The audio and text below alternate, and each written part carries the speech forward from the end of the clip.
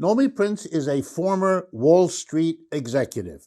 She worked as a managing director at Goldman Sachs in New York and as a senior managing director at Bear Stearns in London. She also held posts with Lehman Brothers, long lamented, and the Chase Manhattan Bank, not yet lamented.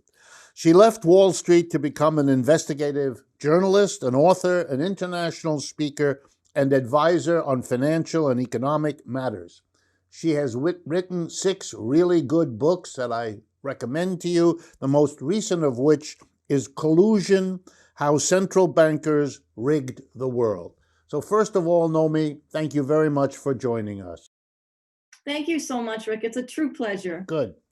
All right, I want to jump right in. I want people to hear how you see these things. So let's start with the fact that the Federal Reserve has responded in pretty much the same way to the 3 crashes we've already had in this new century. The dot-com crash of early 2000, subprime mortgage crash of 2008, and now the so-called COVID-19 crisis in 2020. Each time they pumped in a lot of money, they lowered interest rates. The only difference is, as the crashes got worse, the amount of money pumped in got correspondingly larger until it's now in the trillions. How do you react to them following the same policy each of these 3 times when, at least arguably, having had 3 crashes in 20 years suggests that maybe it's not the best policy? Well, that's exactly right. And this particular go around, the Fed has more quickly and with more, let's say, exuberance, created more money out of nothing to effectively bolster up the stock markets and just financial assets. So whereas last summer, before we knew about COVID, August 2019, cast our minds back, their book, their balance sheet, the amount of assets that they had, treasury bonds, mortgage bonds that banks couldn't get rid of in the wake of the 2008 crash, was at about $3.7 trillion, a significant representative proportion of GDP. At the end of the year, end of 2019, because the economy wasn't as great as we were being told at the time, their book had grown to $4.1 trillion. Why? Because banks were having problems internally, and the Fed and the banks were saying everything was fine, even though they were growing their book to subsidize the banks. Come 2020, come the coronavirus pandemic, and in the space of less than a month, they managed to nearly double that $3.7 trillion of last August to over $7 trillion on their books, money created to buy stuff from the market and keep it on their books in that period of time. Now, they did not cause the virus, okay. However, their response, to your point, has been the same on steroids as it has been before. And that response does not repair, rejuvenate, restructure, or particularly help the real economy relative to the stock market and other financial markets.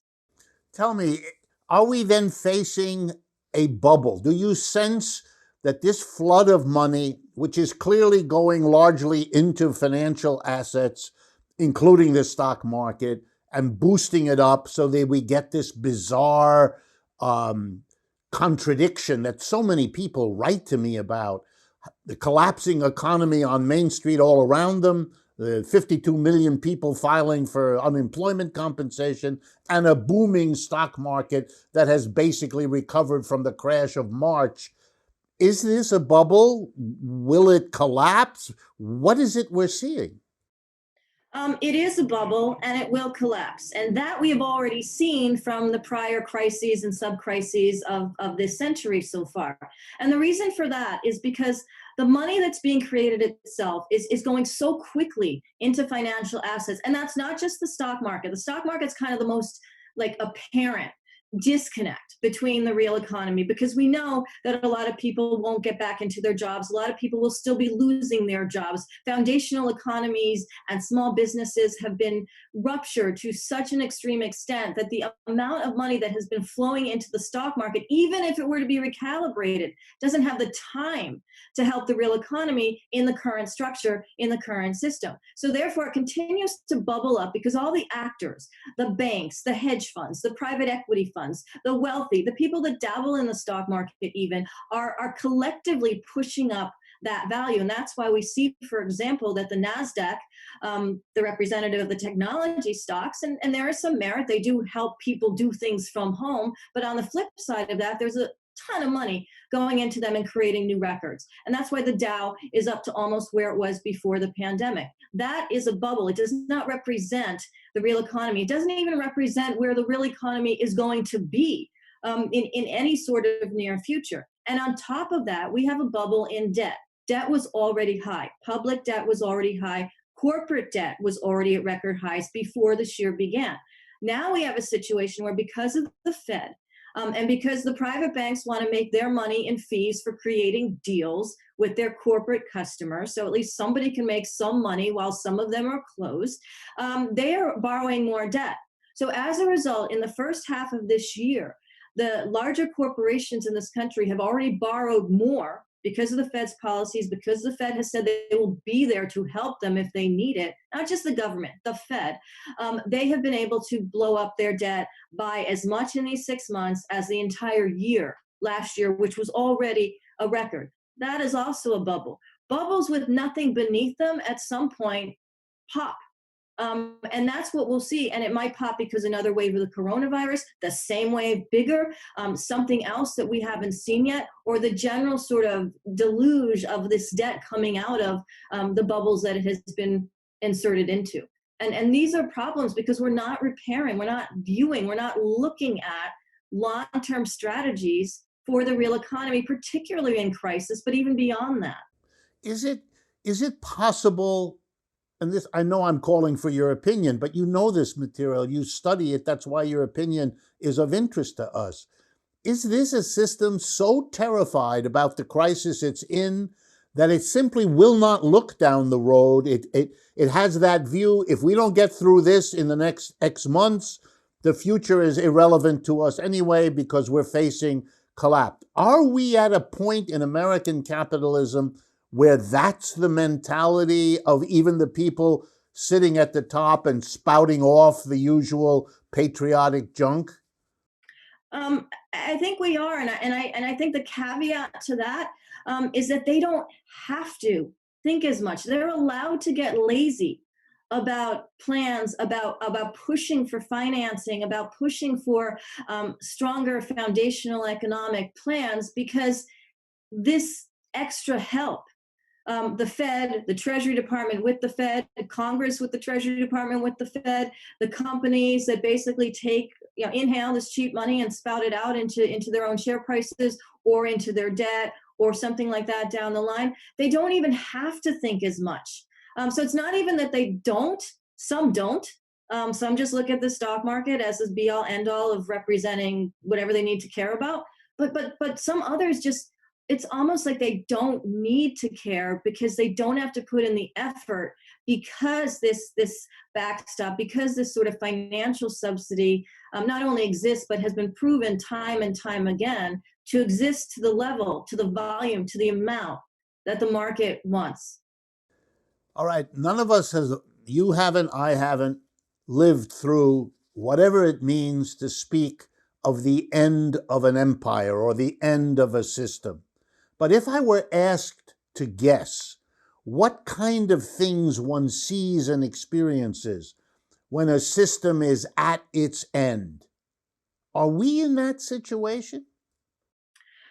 We're in a situation where the system is desperately and continually trying to rejuvenate itself. Now, that might be a mark of any system, but the desperation element is something that happens when there is a shift in systems. That could be relative to capitalism, but I think it's more almost with respect to sort of how the superpowers, how countries are aligned with respect to each other. And I think that we are definitely on a point right now where the United States, for example, keeps on talking about things that could have been or might happen, or infrastructure plans, and this is both administrations, both parties, that aren't really materializing.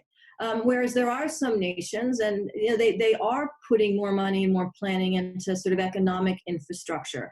They might have other issues with sort of culture or people or freedoms, but there is this shift that's going on throughout the world. For example, even between the U.S. and China, or with India kind of peaking up in terms of how they look at planning, how they look at sort of using, really from a government standpoint, the strengths of their populations as well, with long-term strategies that can help an economy, that can help at least move forward the technologies. And I say that from the standpoint of health, fast trains, infrastructure technologies, as well as other types of social strategies that we're just not seeing in the United States in terms of really plowing in that kind of thought and that kind of capital. And I think that's where we're actually at a precipice right now of a shift. But then that would imply, if I'm hearing you correctly, that there's some sort of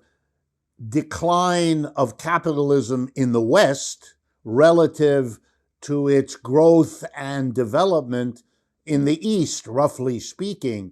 And so that it isn't maybe the end of a system, but it's the exhaustion of one part of a system and the emergence of another. And if that's the case, what do you make of the symbolic actions of the Trump administration, whether it's closing the Chinese consulate in Houston, or the Huawei persecution, or now the TikTok maneuver? How does that play into your framework here? It's that desperation on the one hand of the Trump administration trying to figure out ways to sort of create a larger enemy out of an external country, as opposed to paying attention to what's happening internally. And so what's happened with respect to the trade wars, with respect to Huawei, with respect to TikTok, is that the Trump administration has decided to focus on external enemies and creating more of an enemy of an external, actually, trading partner anyway, regardless of what they're saying and what they're doing, and the tariffs and the trade wars and everything. And that actually destabilizes the United States, because that's why we have, farmers not necessarily able to sell the produce that they have right now. Of course, we also have a virus, and we have other issues on top of that. People who are constructing things in small companies throughout the country and say, may need steel, but there's tariffs on it. I mean, all of this sort of way in which the administration has created a tariff war and a trade war is actually detrimental to the United States. And so it's really about a voter preference and sort of the playing to the base of the Trump administration, than thinking economically. Even if you stood back as the business person he is supposed to be, and take a look at how economically detrimental those policies, that instability that comes into play, that uncertainty for the smaller and middle type of businesses in this country, and for the individuals who rely on a supply chain that is global of products, that really hurts the United States. And I think he's doing it because he'd rather hurt, or he'd rather pretend it doesn't hurt, or whatever's going on, than to actually think, again, economically, strategically. Yeah, he wants to get reelected, and nothing else seems to enter the framework. We've come to the end of our time, Nomi. Thank you very, very much. I commend all of our viewers and listeners to take a look at the work Nomi does. It's really unusual, an insider's perspective that is also critical. It's very special and very worthwhile. Thank you all for watching. I hope you found Nomi as interesting as I always do, and I look forward to speaking with you again next week.